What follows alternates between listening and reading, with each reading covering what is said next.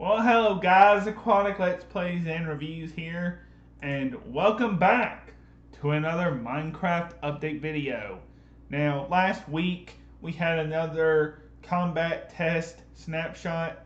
Let me just fill you in.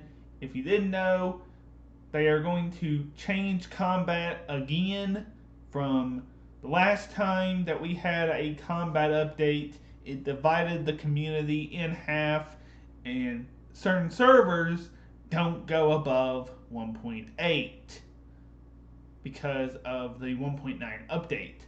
And that was all the way back in 2016 when they did that update, because I remember it.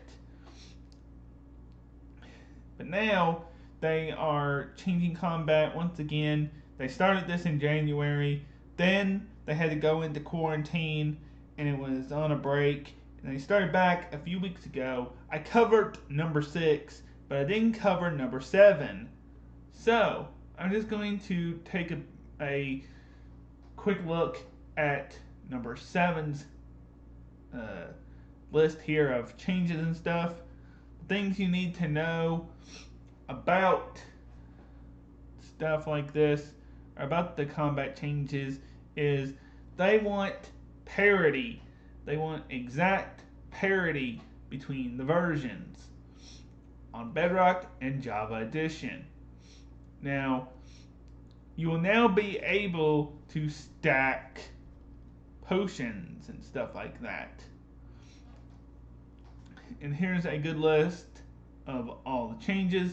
It says, I have received over 3,000 comments on the last post, and also got help from players testing some PvP changes, hence version C.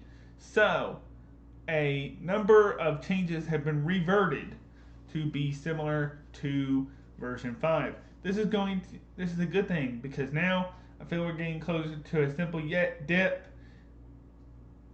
deep and exciting version designed for the combat changes. Sorry there.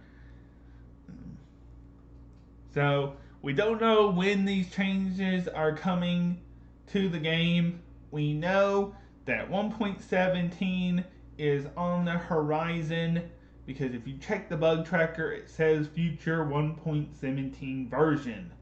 And so that means we are not getting 1.16.3 or 1.16.4. So that is good. So, quick changes. Return of the attack indicator. Now, some of this stuff I don't know if I'll be able to explain too much, but basically, the attack indicator, when you swipe something, it has that little thing that goes across after the swipe is done,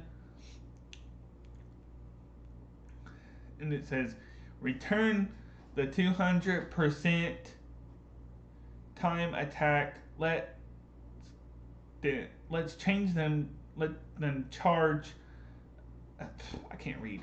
Let's call them charged attacks and +1 reach bonus.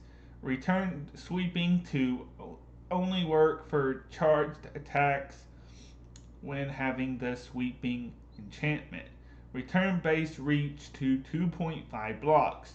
Remove the bow inaccuracy for holding it too long. Remove the eating interruption for getting hit. Now that's returned in the next snapshot.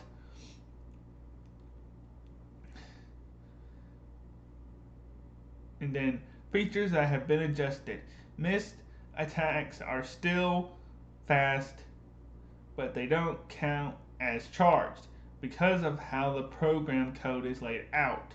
It meant I had to change how the auto attack penalty is applied. Instead of being 20% slower, they add a hard code single tick to the attack rate. After a miss, you can optimally attack again after 4 ticks or after 5 ticks when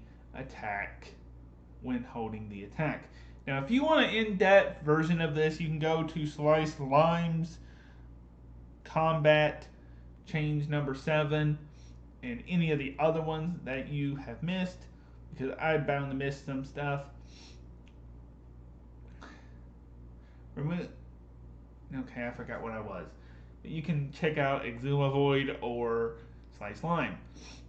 Shields now add 50% knockback resistance when active. Shields are now always instant.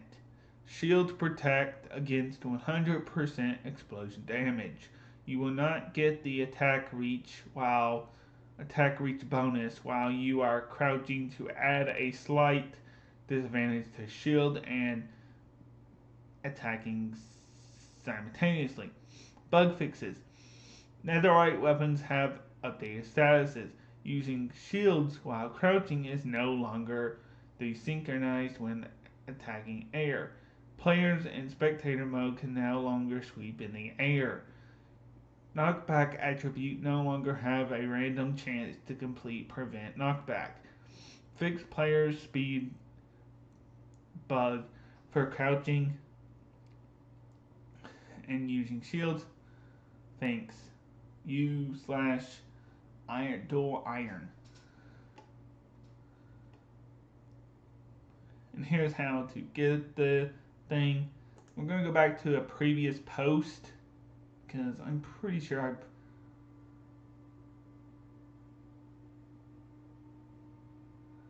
don't see where they made potions stackable.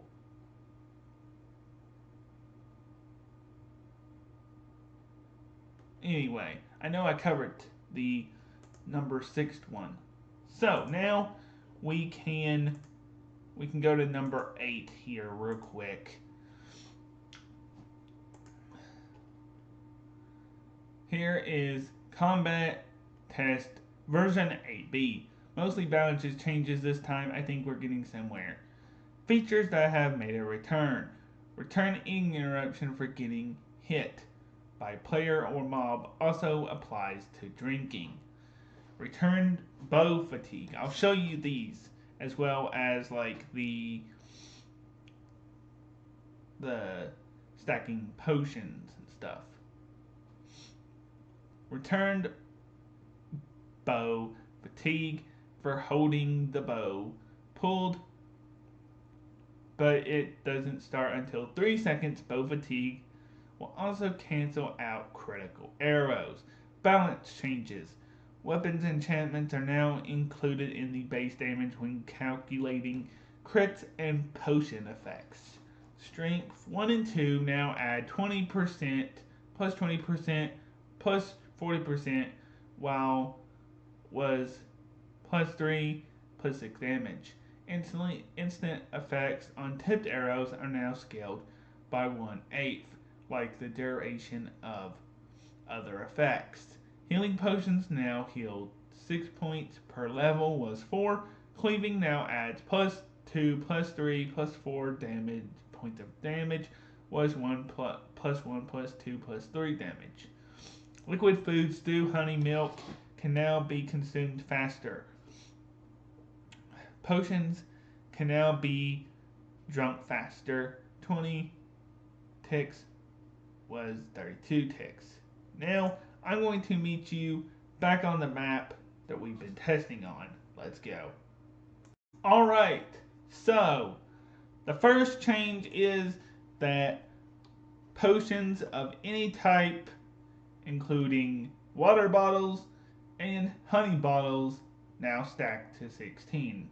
I think honey bottles did that when they were introduced. So slightly after they were introduced. So yeah. But you can now drink these a lot faster. Oh wow, it zooms in. I didn't realize that it zoomed in like that.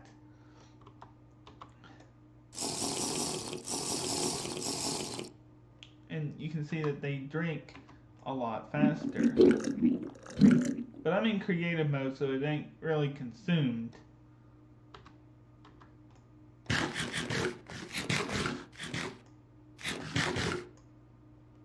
Too much.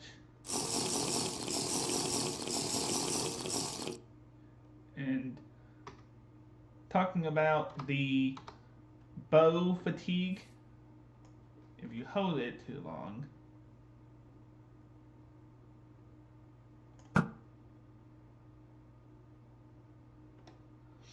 okay, let's get a mob here and test out how accurate that is.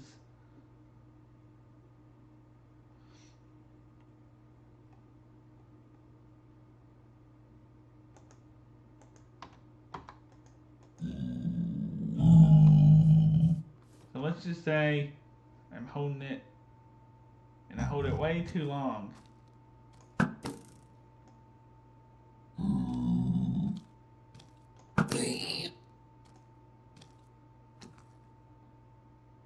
Gotta wait till I hold it too long.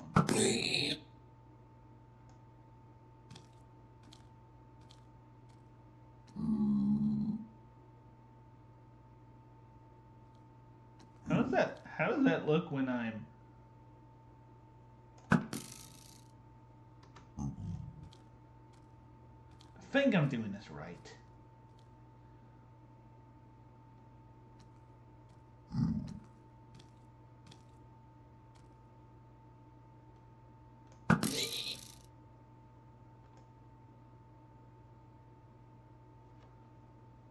But basically, it doesn't give you bow fatigue.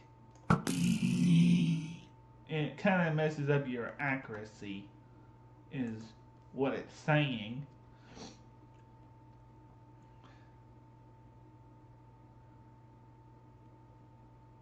Liquid foods like stew, honey, and milk can now consume weakens faster. Potions can now be drunken faster.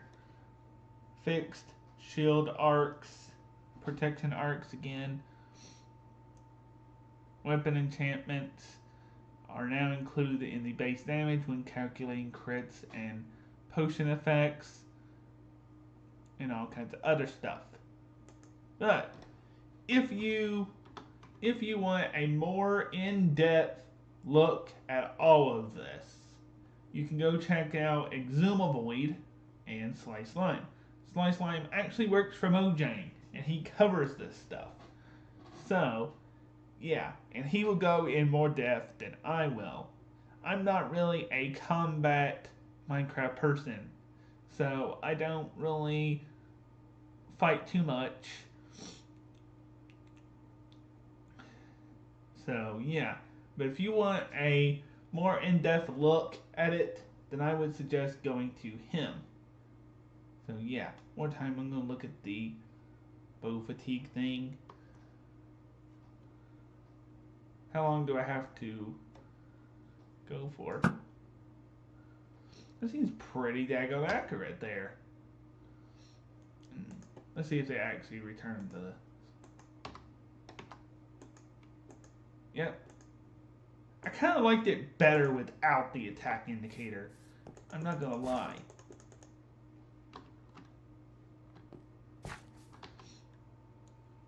But seeing how I do with the Piglin Brute this time round.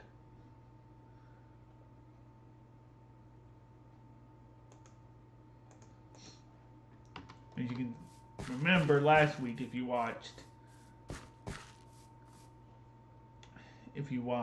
that, I kind of didn't have a good feeling with the Piglin Brute. Go to survival.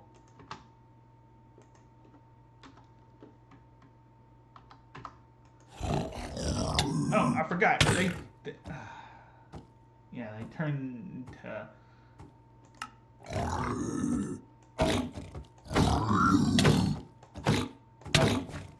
Whoa, those things are aggressive.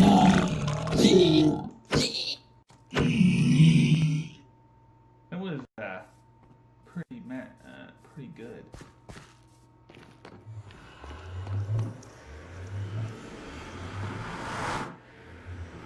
Let's just go in here real quick. I want to fight a Piglin Brute. A little bit off, but okay. They will attack you no matter what. Okay, that was a little bit of a advantage because of that blaze.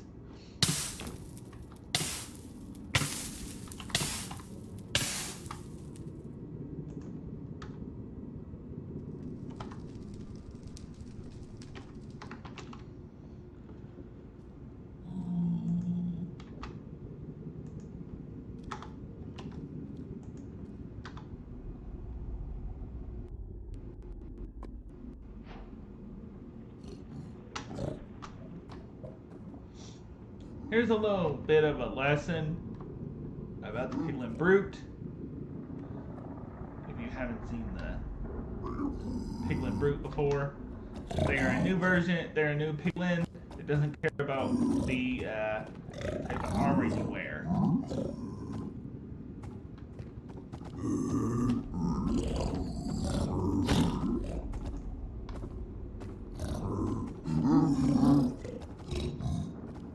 I'm going to throw all of this away.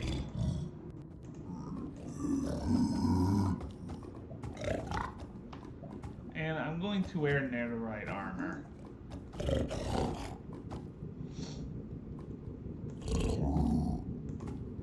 I kind of want to have the single battle with them.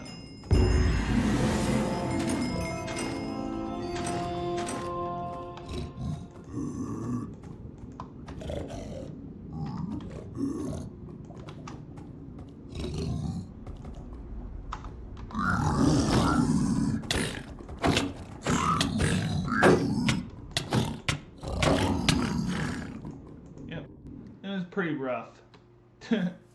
Well, I think that's going to conclude the video. If you did enjoy, please comment, like, and subscribe. Like I said, we don't know when this is going to come into the full game. What version? Could be 1.17 because you can see 1.17 on the bug tracker for a future version. So, I'm assuming we'll get more information at Minecon Live in September, sometime after I'm back Disney World, so anytime from the 18th to the 31st of September, in that range. So